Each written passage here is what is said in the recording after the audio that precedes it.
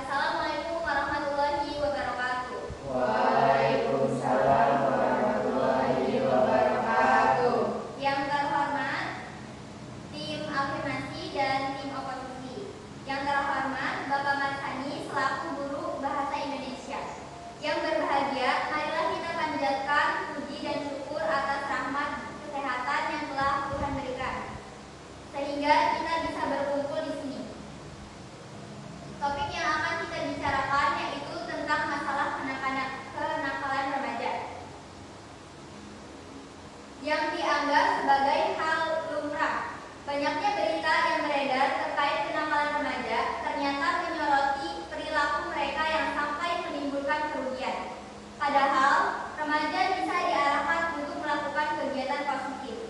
Kenakalan remaja perlu dimaafkan, kemudian dicegah dengan sosialisasi dan pendampingan. Berikut penyampaian dari tim afirmasi. Kepadanya saya persilakan. Perkenalkan, nama saya Jessica Fadila selaku ketua dari tim afirmasi. Menurut kami, kenakalan remaja kini meluas dan bukan hal baru di Indonesia. Kenakalan remaja seperti pencurian, melakukan hubungan seks di luar nikah, dan penggunaan obat-obatan terlarang bisa terjadi di berbagai daerah di Indonesia. Hal ini tentu menjadi perhatian bagi masa depan bangsa. Kenakalan remaja adalah masalah yang harus dipecahkan. Saya yakin bahwa kenakalan remaja harus dimaafkan sebab mereka masih di bawah umur.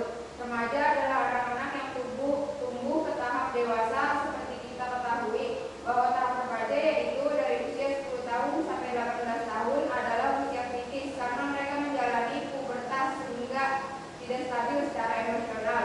Mereka tidak bisa mengendalikan emosinya seperti orang dewasa karena emosi mereka yang belum matang. Terima kasih atas penyampaiannya. Sekarang dilanjut dari tim oposisi. Kepadanya saya persilakan. Perkenalkan, nama saya Alexandra ini selaku ketua dari tim oposisi ingin menyampaikan pendapat kami. Saya tidak setuju dengan pernyataan bahwa kenakalan remaja harus dimaafkan. Saya yakin bahwa kenakalan remaja harus dihukum. Hal tersebut karena remaja melakukan penyimpangan sosial. Mereka harus dihukum karena mereka adalah pelaku tindakan yang menyimpang. Para remaja masih di bawah umur, mereka tetap harus dihukum karena melakukan perilaku salah atau menyimpang. Remaja yang melakukan perilaku menyimpang harus dihukum sesuai dengan kesalahan mereka. Terima kasih atas pendapatnya. Dilanjut dengan tim afirmasi pembicara kedua. Perkenalkan, nama saya Masih Yustiani dari pembicara 2 tim afirmasi. Saya tidak setuju dengan pendapat pembicara pertama. Ia mengatakan meski remaja yang melakukan kesalahan masih di bawah umur, ia harus dihukum. Remaja yang berada di bawah umur seharusnya tidak dihukum. Remaja yang melakukan kenakalan tidak sepenuhnya menjadi kesalahan remaja itu sendiri. Namun, orang tua yang mendidik anak mereka dengan cara yang salah yang membuat anak melakukan kenakalan dan penyimpangan sosial. Selain itu, keadaan keluarga yang tidak menguntungkan seperti perceraian orang tua sering bertengkar, patah hati, dan orang tua yang sibuk sehingga tidak mempunyai banyak waktu untuk anak-anak adalah penyebab utama anak-anak yang menyimpang dalam berperilaku. Bila mereka merasa kurang sayang dari orang tua mereka akan melakukan hal lain agar mendapat perhatian. Terima kasih atas penyampaiannya. Selanjutnya penyampaian pembicara 2 dari tim oposisi.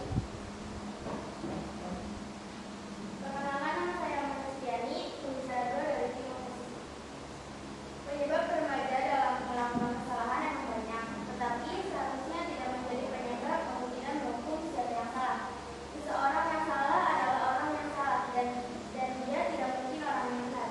Jadi karena itulah dia harus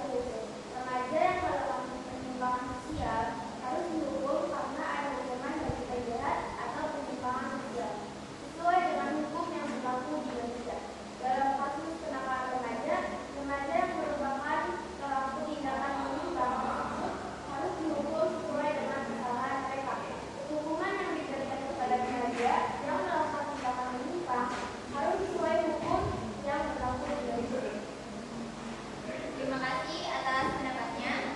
Selanjutnya penyampaian pembicara 3 dari tim afirmasi. Perkenalkan, nama saya Muhammad Reza, pembicara 3 dari tim afirmasi. Saya sama sekali tidak setuju dengan argumen Anda. Anda mengatakan bahwa remaja yang melakukan kesalahan harus dihukum. Namun, remaja yang masih di bawah umur jangan dihukum.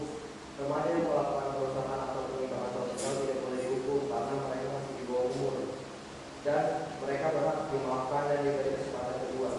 Remaja yang belum memiliki emosi dewasa tidak sepenuhnya mengetahui tindakan mana yang baik atau buruk untuk dilakukan. Karena itu, jika remaja melakukan penyimpangan sosial, mereka berhak dimaafkan dan diberi kesempatan kedua sehingga mereka akan sadar dan melakukan hal yang benar. Terima kasih atas penyampaiannya. Selanjutnya pembicara 3 dari tim oposisi. Perkenalkan, saya Nadia Rahayu, pembicara 3 dari tim oposisi. Saya tidak sesuai dengan apa yang Anda katakan. Saya percaya bahwa remaja harus dihukum saat melakukan kesalahan, karena akan membuat mereka lebih berhati-hati dalam melakukan apapun. Remaja yang melakukan tindakan menyimpang harus dihukum agar bisa bertindak sebagai pencegah. Remaja yang melakukan penyimpangan sosial tidak akan menjadi pencegah dan mungkin mereka ingin membuat kesalahan lagi. Jika mereka tidak dihukum, hukuman adalah cara terbaik untuk membuat mereka sadar akan apa yang telah mereka lakukan dan mereka merasa jelas sehingga mereka tidak akan membuat kesalahan yang lagi. Hukuman yang sepadan dengan kesalahan mereka diharapkan akan bertindak sebagai pencegah dan membuat mereka tidak melakukan hal buruk lagi. Terima kasih atas penyampaiannya. Selanjutnya penyampaian tambahan dari tim afirmasi. Masa remaja yang penuh dengan rasa penasaran perlu diimbangi kontrol orang-orang di sekitarnya.